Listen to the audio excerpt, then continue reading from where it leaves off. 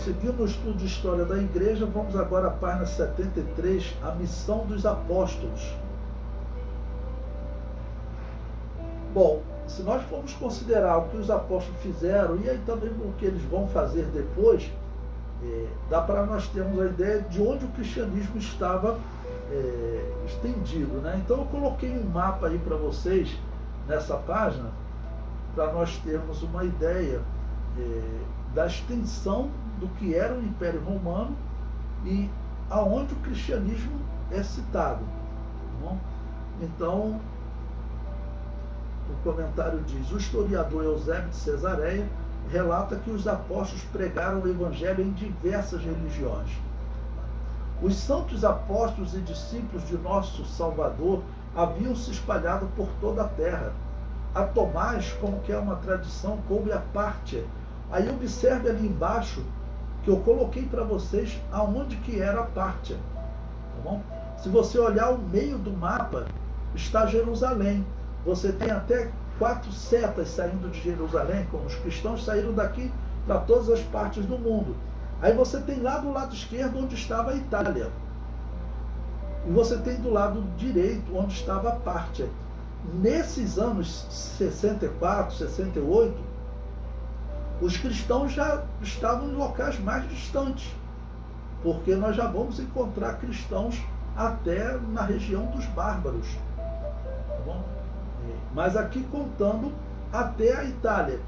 Como eu disse para vocês, tudo indica que o apóstolo Paulo esteve pregando lá na região da Espanha, que nesse período era uma região que tinha sido dominada pelo Império Romano, mas estava em constantes guerras com os bárbaros, né? Tá bom? E cita outros também, a André, a Cíntia, a João, a Ásia, entre os quais se estabeleceu, morrendo em Éfeso. Mais abaixo eu comento. O primeiro grande estabelecimento cristão na Pérsia, veja também que a parte ali já é uma região, né, da Pérsia, tá bom? Foi em Edessa.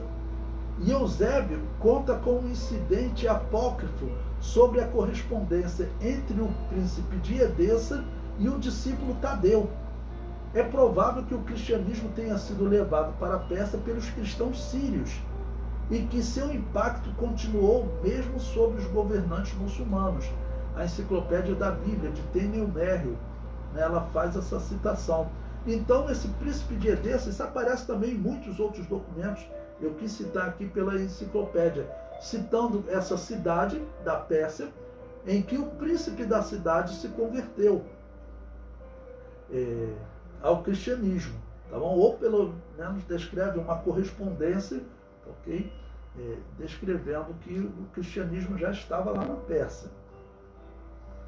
O comentário prossegue. Por este tempo também se cumpriu o prometido por nosso Salvador ao rei de Osreone, pois Tomás, por impulso divino, enviou Tadeu a Edessa como arauto e evangelista da doutrina de Cristo, como acabamos de provar com documentos ali encontrados.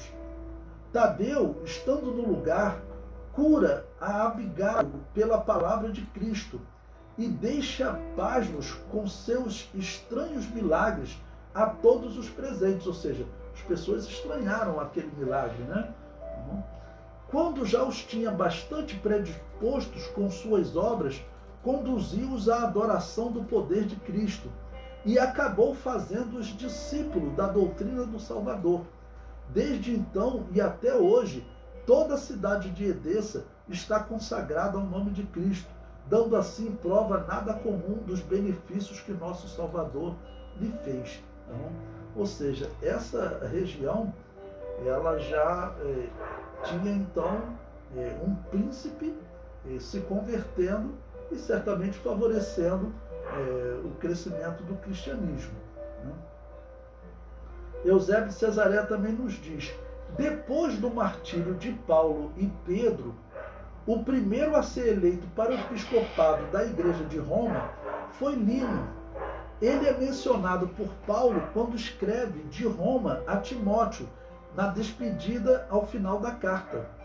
Veja o que diz 2 Timóteo 4:21. Procura vir antes do inverno. Êubulo e Pudente, e Lino, e Cláudia, e todos os irmãos te saúdam. Bom, segundo a história, esse Lino ele vai se tornar o pastor, foi eleito, né, o pastor da igreja de Roma, né? Ou seja, Pedro foi preso, tá bom? Como ele era uma referência, quando Nero começou essa perseguição, eles procuraram as grandes referências, e Pedro e Paulo, como eu disse para vocês, nós não sabemos se Paulo continuou preso em Roma, né? Ele chegou preso em Roma pela primeira vez no ano 60. Deixa eu conferir aqui. No ano 60 que ele chegou preso em Roma, mas eu falei para vocês que existem possibilidades históricas de no ano 62 ele ter sido solto, ter ido à Espanha e depois ter sido preso de novo e ter sido morto no ano 64. Bom, Lino, pelo que é citado aqui, seria um obreiro comum, né? Como essa perseguição foi centralizada em Roma, eles prenderam mais esses conhecidos, que foram Pedro e Paulo. Tá bom? Então esse foi um dos obreiros que sobreviveu, e segundo a história, ele continua pastoreando essa igreja depois da perseguição de Nero. Então, os cristãos sofreram muito, mas também vamos pensar na alegria dos cristãos quando a perseguição, vamos dizer, diminui ou termina. Os cristãos não eram mais queimados depois que surgiu a notícia que Nero teria colocado fogo em Roma, e então os cristãos acabaram escapando, tá bom? desse mal.